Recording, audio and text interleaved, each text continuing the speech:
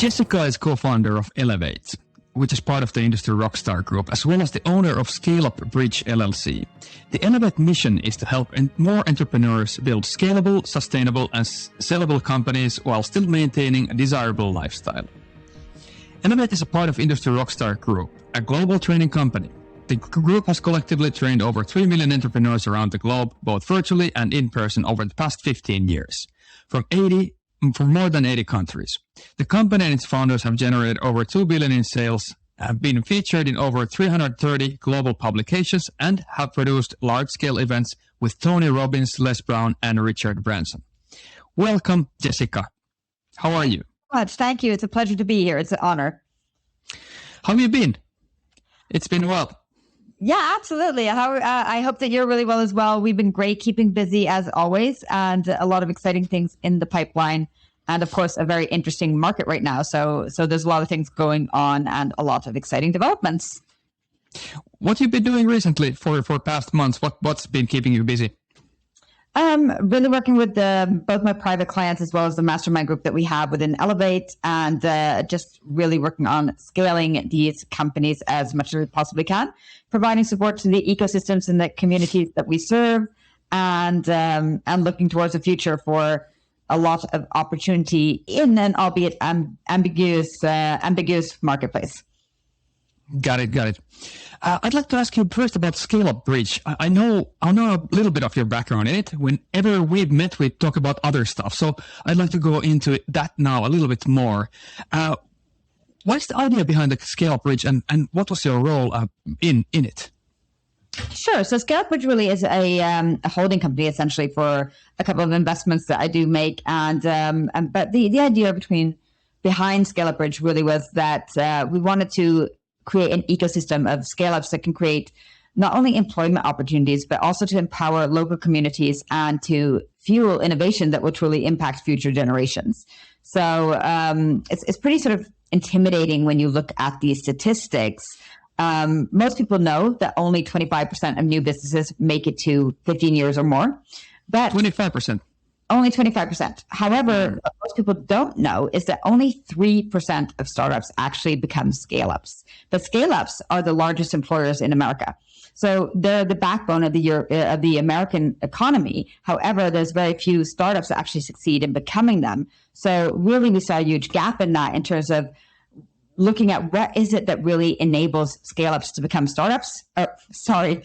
Vice versa. So what is it that really enables a startup to become a scale-up? And really what that boils down to in our experience is having access and getting a really connected network, access to communities, to ecosystems to support the growth, to getting resources when they need them and the right resources at the right time. Obviously, access to funding and knowledge and know-how, so teams, capabilities, etc. And that's really one of the key components to whether a startup will be able to scale or not. And we wanted to bridge that gap and help to flip the script, I guess, if you like, and to create more scale-ups out of the startups that exist. And additionally, a real burning point for me is that the reason a lot of entrepreneurs start a company is that they want to create more financial freedom, or even more freedom from a time perspective for themselves, to do what they love, to really give back and to build something that's going to matter, which is obviously something we're going to talk about today a lot when it comes to impact startups. But the reality is that a lot of entrepreneurs actually, in our experience, become very stressed. They get stuck in operations, they get bogged down, and they actually create the opposite of that. They create several jobs for themselves rather than creating a business. And that's really what we wanted to help to change, and to give them the tools and the resources they need to be able to actually build a company that's not only going to be able to impact themselves, but also communities and their loved ones, and also stakeholders, whether that be in a nonprofit, a lot of people don't realize, but there's stakeholders there as well, or whether that's in a for-profit company that does impact work. So we'll talk a lot more about that today, but I do think that just being able to give that opportunity to founders was really what fueled the growth of ScaleUp Bridge. Got it. Would you say that impact businesses are able to scale to be profitable, and can they still drive a tremendous impact? Do you have any examples of or experiences of this happening, or will they have to choose one or the other, impact or the profit? Absolutely. I mean, one of the biggest things that I'm passionate about is that you no longer have to choose whether you're going to do good or to do great, right? So you can do both. And one of my biggest experiences in this was I previously was the chief operating officer for a company called Ministry of Programming. And we essentially built technology platforms for startups and built over 60 different companies during my tenure there. A vast majority of those were actually impact businesses, but they weren't necessarily nonprofits. Some of them were, but far from most of them. Actually, 2 out of 60 were. So I would like to differentiate between a nonprofit and an impact business, because there are definitely profitable companies that can be impact businesses. Having said that, a common misconception is actually that a nonprofit cannot make a profit, because they really, really can. It's just the differentiation is they can't pay out dividends to their shareholders. They need to fuel that back into the company rather, or into the business, I would say. It's not so much into the nonprofit business. So they can actually absolutely make and should make a profit to be able to fuel future expansion. But an impact business can really be a multitude of things, such as, we built companies within the space of mental health, within education, within cancer communities. We built a lot of different companies that have a really, really positive impact on the communities that they serve, but they weren't necessarily nonprofits, and they were, in many cases, hugely profitable. So I think that there's a big differentiation to be had there, and a huge opportunity for people that want to create something, to create real change, but they still might want to drive a profitable business for multiple reasons. That really comes back to, for me personally, I'm very passionate about driving social enterprises with a large amount of conscious capitalism, because I personally believe that that's where the individual can create the largest impact possible. What do you mean by conscious capitalism? Elaborate a bit. Yeah, absolutely. So there's a few different impact business models, right? So you have nonprofits, but you also have companies that would classify themselves as social enterprises. So businesses that exist to solve social issues. So for example, Starbucks, they serve a higher purpose, but they're definitely there to create a profit as well. What's the higher purpose of Starbucks, by the way?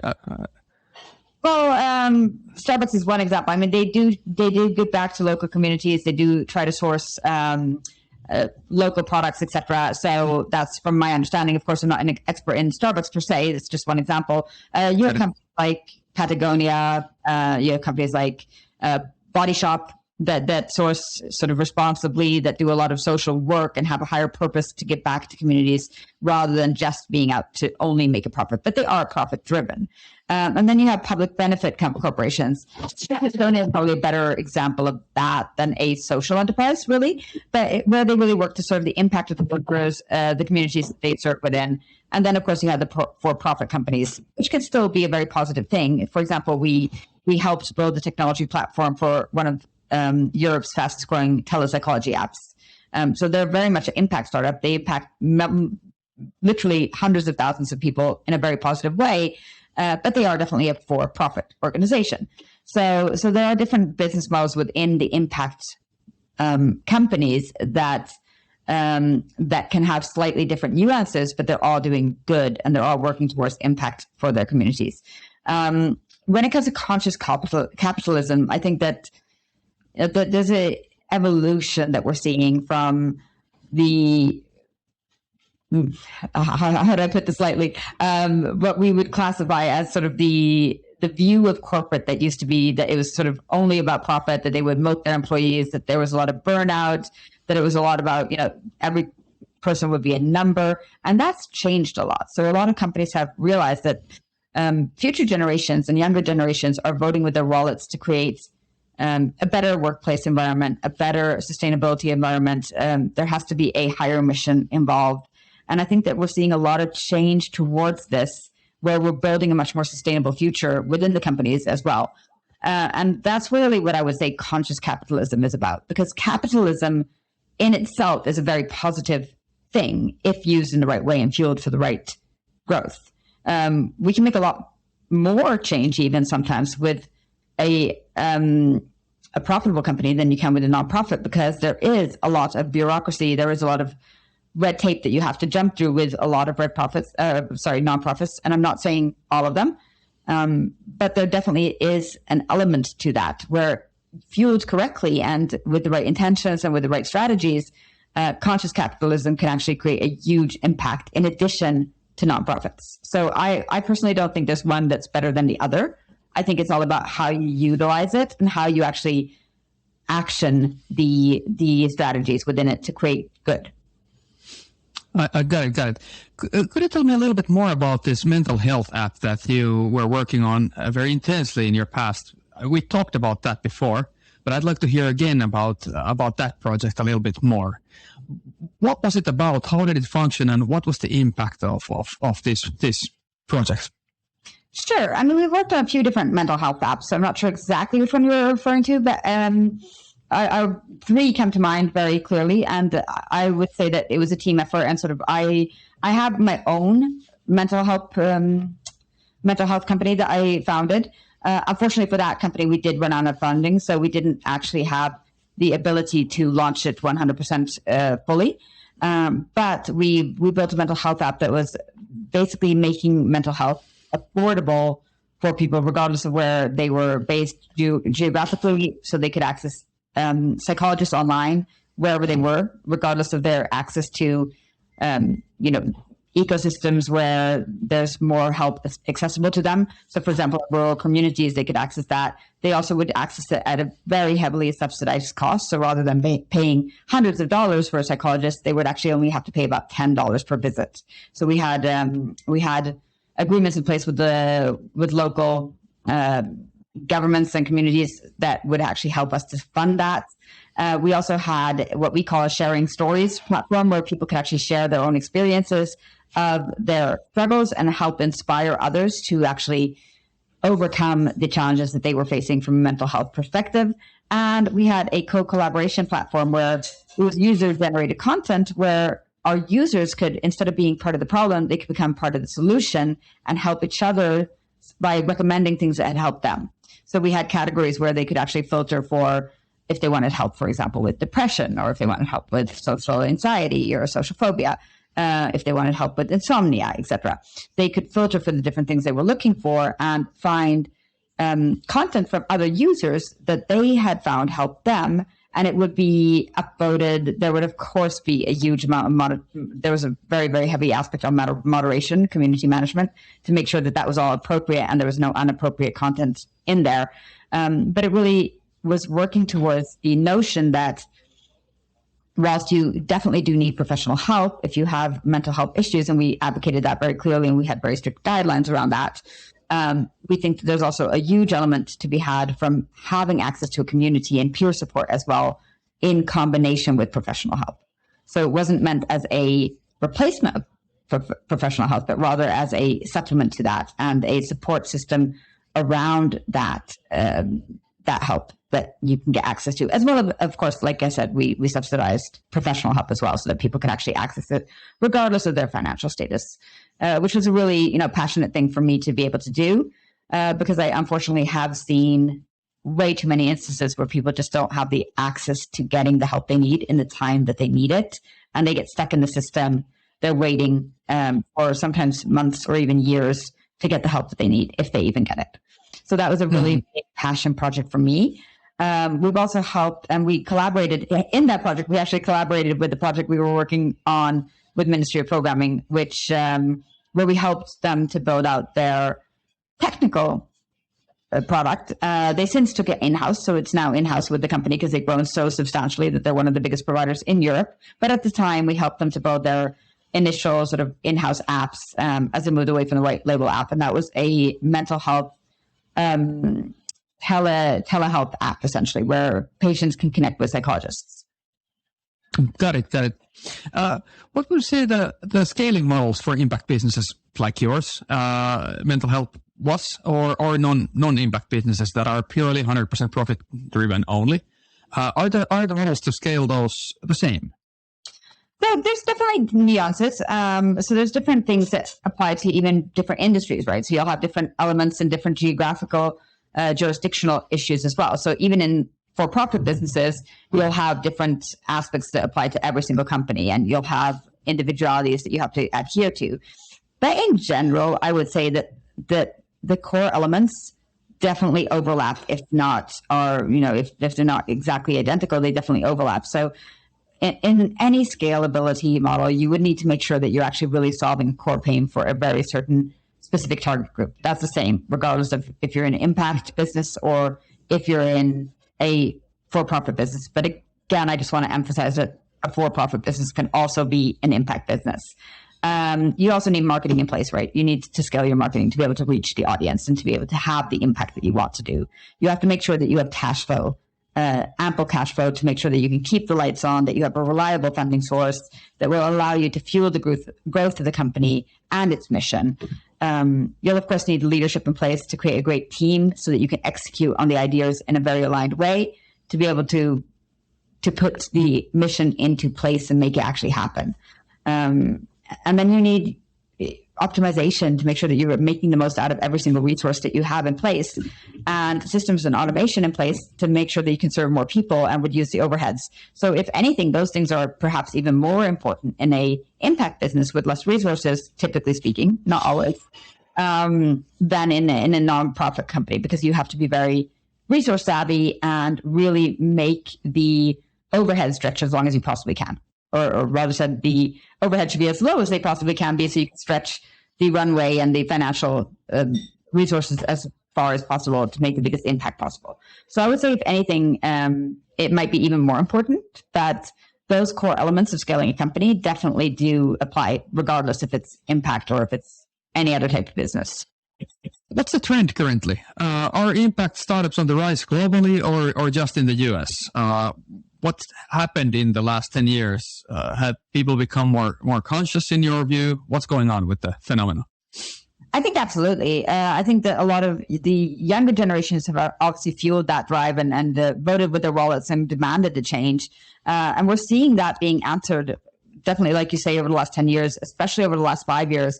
There are a huge amount of ecosystem changes that have happened. So there's a lot of accelerators that focus on impact startups. If you look at the funding landscape, actually looking at some of the statistics, we can see that there's a huge rise, generally speaking, with North America and Europe definitely leading the way. Looking at some stats from Deal Room, for example, in the Deal Room report, we can see that almost 13 billion was raised by impact startups just in Q1 of this year alone. So that's double of what it was in 2020. Which is really interesting to see that growth curve happen, and albeit it fluctuates a little bit from year to year. So your growth is slightly lower than last year. The general curve is definitely trending upwards. And looking at the differentiations between regions, Europe attracts about half of the North American impact funding to date. However, it's punching above its weight. So if you look at the element of the VC funding that goes to impact funding, in Europe, about 15% of that is going to startups, impact startups, whereas in America, it's about 8%. So there are some differentiations. Even if North America is a bigger market, Europe is definitely an interesting place to watch. And the ecosystems are actually fueling a lot back into the impact startups there. So it's really interesting to see the curve there. And then if you look at the percentage of VC impact funds going to impact startups, looking at North America, like I said, it's 8%. Looking at Europe, you're looking at about 15%, whereas in South America, you're only looking at about 3%. So there are definitely regional differentiations that come into play.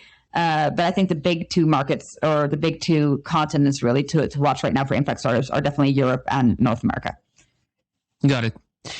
In your view, what qualifies as an impact startup? Like, we talk about that a lot, impact companies and impact startups, and I think the term is still thrown here and there quite vaguely, since most startups are on a mission of some sort.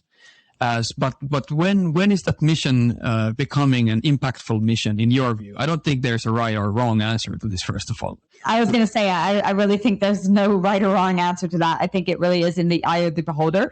I think personally, if you're doing good for the communities you serve ultimately, and like I said, good can be different things to different people. So it really does come down to the value that you're creating in your own definition of good. But I do think there's some general standards that everyone from a human standard can agree, is better than some things like, for example, tobacco probably would be classified, generally speaking, as an impact startup. Whereas if you look at something like clean energy or fighting climate change, there's a general consensus that would be more impactful, I would say. And one good definition could be looking at the sustainable development goals from the UNDP. Actually, interestingly enough, again, massive team effort when we were working with Ministry of Programming, and I was the chief operation officer there. We did win the UNDP awards locally for the people category. And so we worked a lot with them and for them, as well as the fact that we actually built about 60 companies, whereas the vast majority of them were working towards the SDG goals. So the Sustainable Development Goals, for those for those who may not know of them, I would definitely look that up because it's almost like a benchmark nowadays for what is an impact startup or what isn't. And typically speaking, I would say in my definition, and this is of course personal, but if you're working towards one of those Sustainable Development Goals that the UNDP is working for, I would say it's a pretty safe bet to say you are an impact startup of some sort. I see. What would you say are the most common pitfalls and problems and challenges when trying to scale up an impact of a startup? I think it's the same as for most businesses. I think usually it's either that you're not solving a big enough problem. Now, most impact businesses are, but when I say big enough problem, I also mean a well-defined enough problem, right? So a very specific problem to solve for a very specific audience. And that's the same for an impact startup or for a general business. You need to be solving a problem and a big one.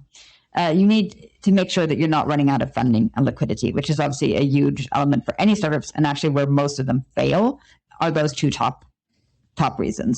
Other reasons can be growing too fast, that a lot of people get funding and they actually don't reallocate those funds efficiently in their business because there's a certain expectation that they will be using the funds for certain milestones.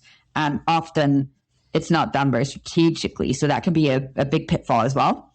Other things can be such things as being outcompeted, having a flawed business model to start with, regulatory changes, which can be a big one for impact startups, especially the legislation around things. And a lot of times impact startups are trying to go into quite complex problems, right? And some pretty complex areas of change. And with that, there's bureaucracy, there's hoops that you have to jump through, there's legislation, and that can be a pitfall for many of them. But I think done well, with the right team, some willingness to pivot, it can be powered through. Got it. In your worldview, would you say that the organizations who are able to transform and change this world would be impact startups?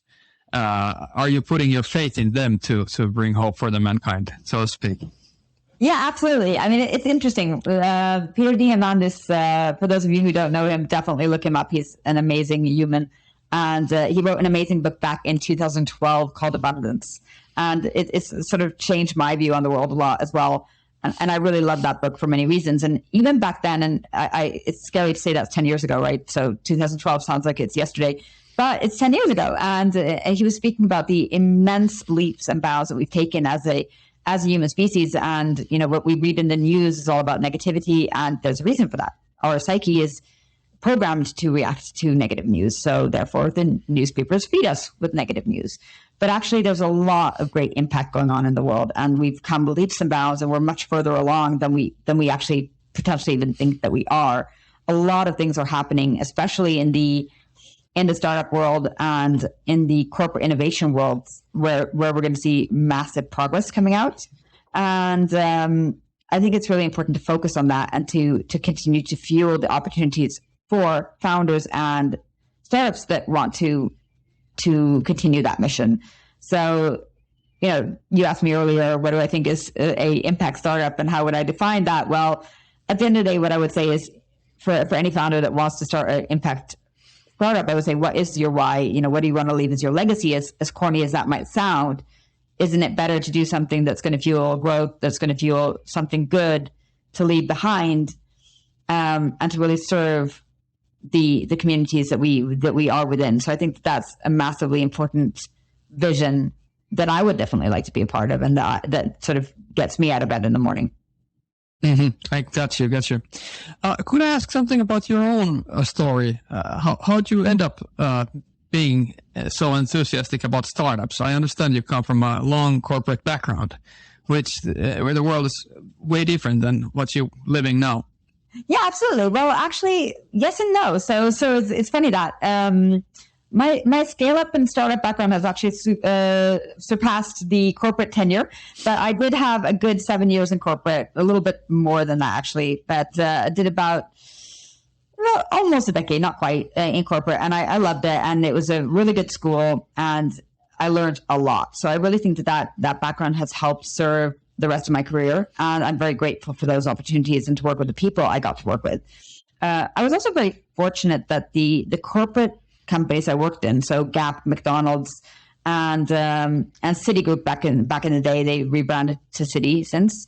They were very supportive of corporate social responsibility, and I know that that's not commonplace knowledge for a lot of people, but one of the things that really fueled my interest in impact was actually McDonald's. And as a organization, I've not ever since seen a company that does more for the employees than McDonald's. So they would take people that came into McDonald's with no prior work experience, and they would literally fuel their education, ensure that they had a really stable understanding of processes, operations. And what's really impressive to see is when you look at the management team at McDonald's as an example, pretty much all of them started in stores and worked their way up. So they really walk their talk, and they are some of the most savvy business leaders I've ever seen in my life and ever had the privilege to work with. And they started on the ground at the front line, and they worked, I don't even want to use the way up, but they worked their way through the organization to get more and more experience, and then ended up leading the organization. And I think that the thing I love about McDonald's is they don't only do that internally, they actually partner with a lot of different organizations. They work with the Olympics, they worked with disability programs across the UK. Actually globally, I happened to work in the UK when I worked there, so hence the reference to the UK. But they do a lot of great work to promote social mobility, to ensure that they're furthering education, even if they know that the person that they're educating might not stay with them forever. That's not the point. The point is to make sure that those people are well equipped to go out into the broader workplace and to create impact there. And that's sort of being in those corporate environments where we worked very heavily with these topics made me really passionate about impact and the opportunities that can create for societies. However, what I did find is that as much as I love the corporate environment, and especially, the environments such as McDonald's and Gap, I did get somewhat pigeonholed and siloed into the area I was working within for natural reasons, right? Because you're a big organization, and the way up to become the CEO of McDonald's is a long road. So I got very curious to getting a broader view of running a company, and I wanted to have that whole, the whole system sitting within my remit so that I could get a broader understanding of what it actually meant to run a business. So with that sort of little mission of my own, I went out and joined a startup, fell in love, never looked back. I love the tempo. I love the pace. I love the lack of bureaucracy, because there is that no matter what. When you get up to a bigger organization, you do have some of that. I loved the innovation and the opportunity to actually create change and to really create impact on an individual level very quickly, and to really be able to see that change come into fruition. Whereas that road is definitely possible within corporate as well, but it's usually a little bit longer and a little bit more, there's a bit more red tape around it. So that they both are good and bad, and I think they both have their place, and I'm very grateful for both opportunities within my career. But yeah, I started working with corporates with the startups about 2011, and I have not looked back since. Got it. What was your first startup that you fell in love with? Could you tell me more about that? Sure. So it was a telecom retailer that when I joined, I literally jumped it from McDonald's, one of the world's biggest employers, if not the world's biggest. And I'm not sure about the current stat on that, so don't quote me on that one. But definitely one of the biggest. And I joined a mom and pop shop telecom retailer because they were looking for someone to build up and scale it nationally. And I thought, okay, this is a fun challenge. So it was 12 pop-up stores, literally pop-up stores, not even retail when I joined. We built that chain up to be one of the nation's fastest growing telecom retailers. We had 28 stores, brick and mortar stores. Well, within the nation, we built it up to about 30 million euros in revenue within about a year and a half or so. And just had an amazing scaling journey with that. So it was really, really fun. I love that journey. And then after that, I actually worked with a company within electronic signatures that were our customers when I was at the telecom retailer. And we had a relationship, and they asked me to come over and be their chief operations officer, which was my first C-level job. And I was a little bit hesitant because at the time I wanted to start my own company. So I went in and did that as an interim position because I did want to go over and start my own business. And that was actually the mental health business.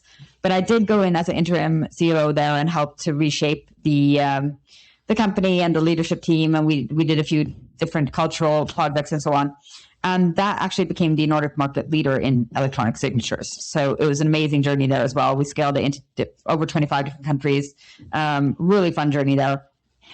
And after that, I was going to take a break and start my own company, which I did do. And in parallel to that, our technical co-founder that we recruited to start that company recruited me as their CEO. So I actually ended up doing a parallel position and was both the founder as well as the CEO of a company at the same time, which was challenging to say the least in terms of time resource, but it was one of the most rewarding journeys in my life and just an amazing experience. And it was very much focused on impact startups. We talked about it a little bit. We worked with the UNDP, worked very heavily with founders that really wanted to make a real difference in the world. And what kind of difference? Sorry? What kind of difference was that? So that was the company where we built technical platforms for other companies. We actually built 60 different companies while I was there. So there's a huge differentiation. You know, what the impact was very different for the different startups. So one was, for example, the mental health startup. Another one was, I'll probably try to avoid company names just out of respect for the founders. But there was one that did health monitoring for blood work and detecting early diseases. There was a cancer community that was helping to provide mental health resources for cancer patients. I mean, you name it. There was a lot of different ones, but definitely there was also a cycling app where it's promoting cycling rather than commuting by car, etc., and helping cyclists to repair their bikes. Sort of an Uber for cyclists repair people. So that was also very impactful for the environment, and they actually got a lot of rewards for that and were recognized by the local government, etc. So there's a lot of different elements of impact, but still very much all impact. And another one was actually non-for-profit for fundraising for nonprofits, etc. So there was a lot of different elements to it, and we did do about 60 companies, but they were very geared towards creating real definite change in the world. What drove you to work with mental health?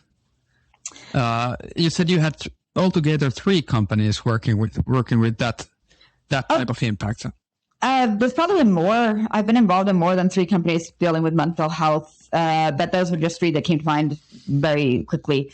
I had a huge passion for this. My father was actually severely impacted by mental health, and I'll not go into too many details there, but he was struggling with mental health issues his whole life. So I grew up around it. It was in my immediate family. I saw the impact that can have on a family as well as on a loved one personally. I also had a mother that went through cancer. And of course, cancer, you automatically think about the physical, but when you live with your mother who's going through it, there's a mental health aspect, and you see the pain she's going through, the pain the family goes through, and loved ones around, and the toll that can take on someone. So I've had it in close proximity to me my whole life. And it's been something I've been very passionate about. I've seen friends, loved ones, and a lot of other people in the community around me struggle with getting the right resources at the right time. And there are solutions. We're just not utilizing them correctly. So I definitely think that there's a lot of work to be done there. And I think that a lot of the delay in that is because of a stigma around speaking about it, which is starting to get better. We are far from where we need to be. We need to be able to speak about it much more openly.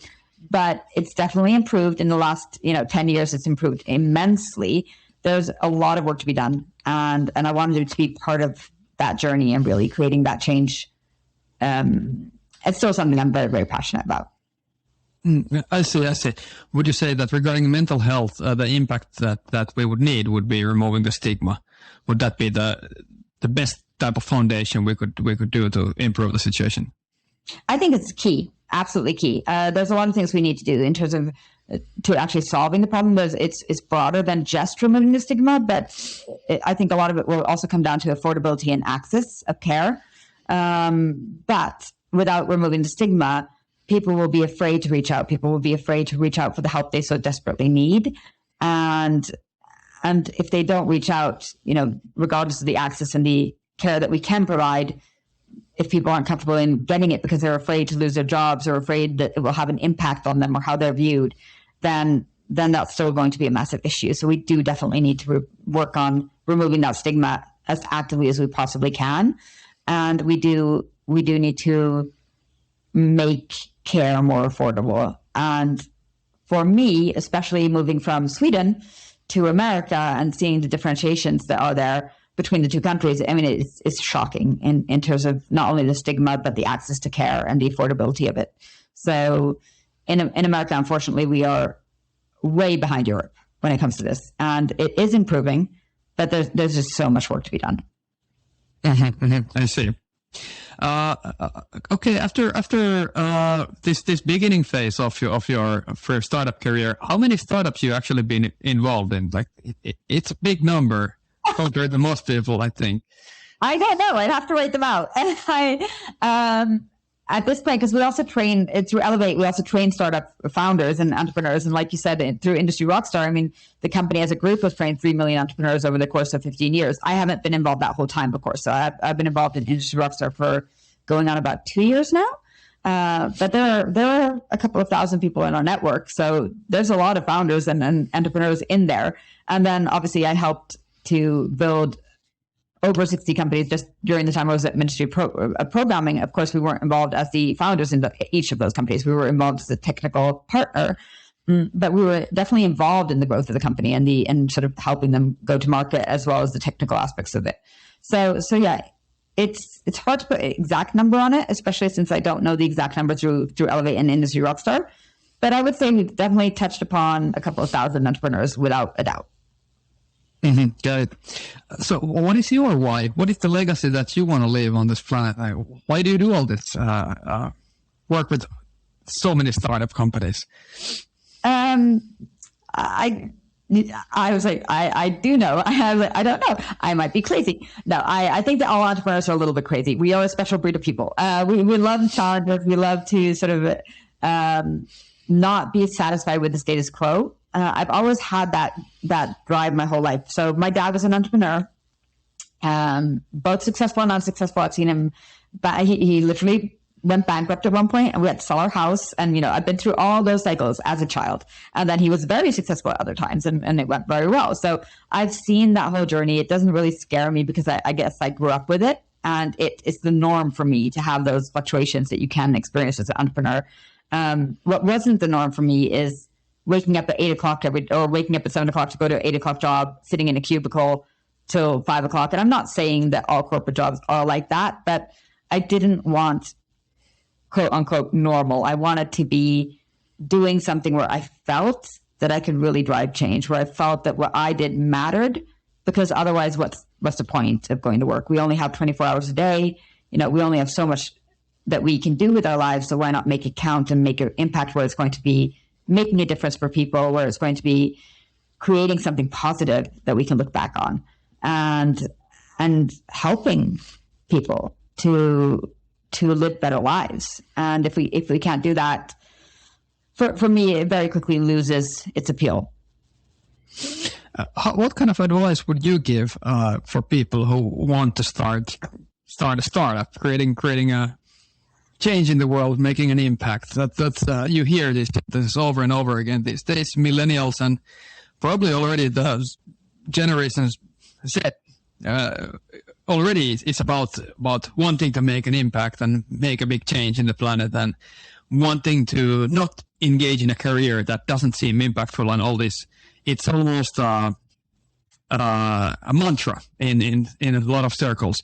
But making that dream into practice is a completely different kind of operation. So, how would you give advice for people who are starting to attract investors and actually making the company happen to become scalable? Yeah. Let me break that down into two parts, actually. So the first part is knowing why you're doing it and what you're going to do.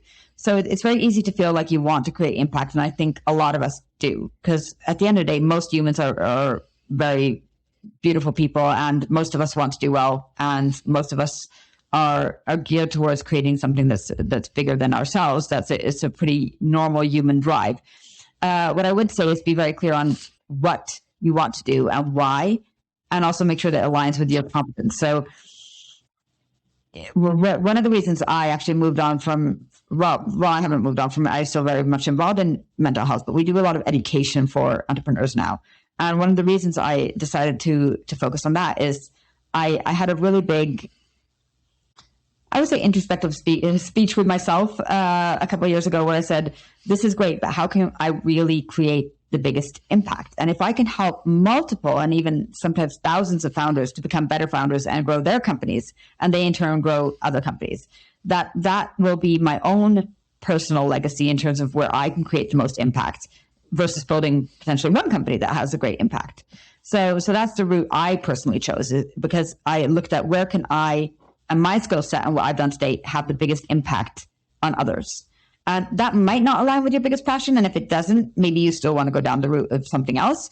But if that can align with your passion, if that can really align, if your remit of influence essentially can align with the passion, that's where you're really going to make a mark. And that's going to carry you through a lot of the tough days. Because, and I don't want to derail anyone. I mean, entrepreneurship is a journey I would never look back from, and I love it. And I am extremely passionate about it, but I'm not going to sugarcoat it. There are tough days. And, when you have those tough days, not only do you need to make sure that you're surrounded by a great ecosystem of support. So you want to have mentors, you want to have business people that have done it before, so you're not reinventing the wheel. That's essential. I cannot even emphasize that enough. If you don't have that, it's going to be a much higher likelihood that you will fail. So by having that access to those mentors, a support system around you, making sure that you have friends and family on standby, and that you're getting those influxes of energy from other people, and also knowledge and know-how. That's going to be really, really important in terms of the execution of it and the sustainability of it. But also really, like I say, making sure that your passion aligns with your knowledge, and building a team that is complementary to yourself. Because at the end of the day, no person can know everything, and they shouldn't.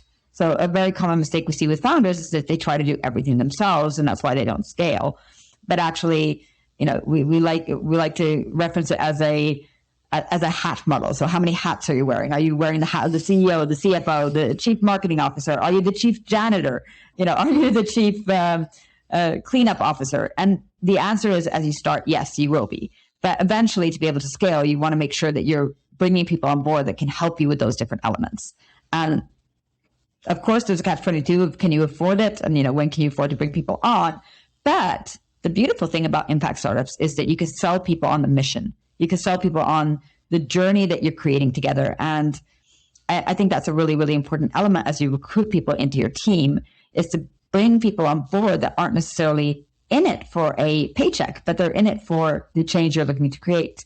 Because not only can you get people to work, and I'm not advocating people working for free here, but you can get people to be on board in the mission to help you for numerous reasons. It doesn't always have to be in exchange of a paycheck that you can't afford when you're starting. It could be to further the journey together, to be part of it. You can create co-founders. You can have deferred revenues, as an example, of ways you can get people on board sooner than you actually could afford to.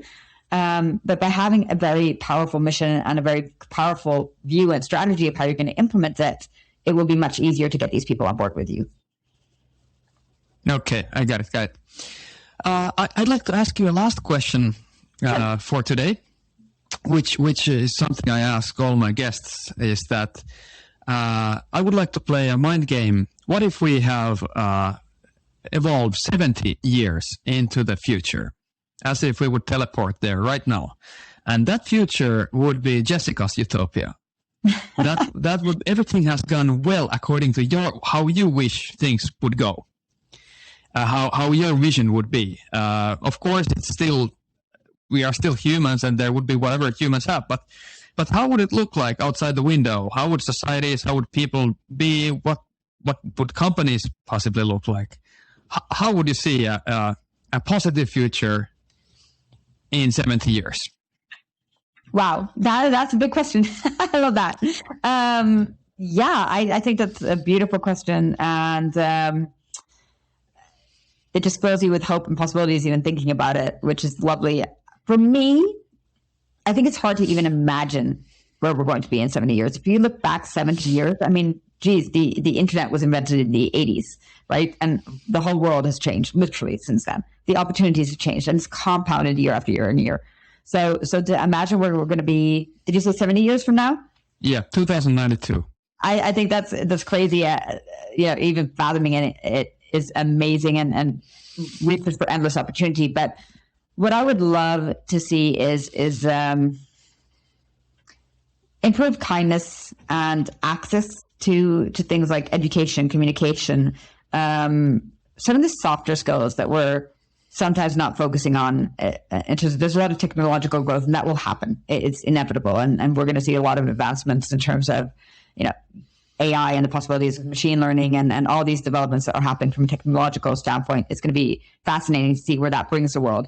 But I think to be able to support that growth and to be able to do that in an ethical and a sustainable way, I would love to see a world where we also remember to bring the softer values with us, and the kindness, the compassion, the access to education, access to more understanding, integration, to have a better integration of different cultures where we can actually really understand each other on a deeper level. So it is a very broad question, and my answer is I'm excited for it. I think it's hard to imagine what could even be possible, just looking at the compound growth we've seen in the last 30 years, let alone 70 years. It really is. The future is ours. We just have to really, mold it together in a good way. And I think impact startups are going to be a huge fuel of that. I think that, people that are these crazy entrepreneurs that we speak of, they are really a pathway to creating change, not only in the startup world, but also in the corporate world, and to drive a demand for change for good. And I think that will really fuel that vision of a compassionate future where we're not only having technological advances, but really being humane in that as well. I like the answer. Thank you so much, Jessica. I think that's everything I wanted to talk to you about today. I'm very grateful for your time, and I'll be looking forward to see you next time. Absolutely. Thank you so much. I appreciate your time as well. And it's been a blessing to be able to be on, and a honor. And thank you so much. And I'll talk to you next time. Cool.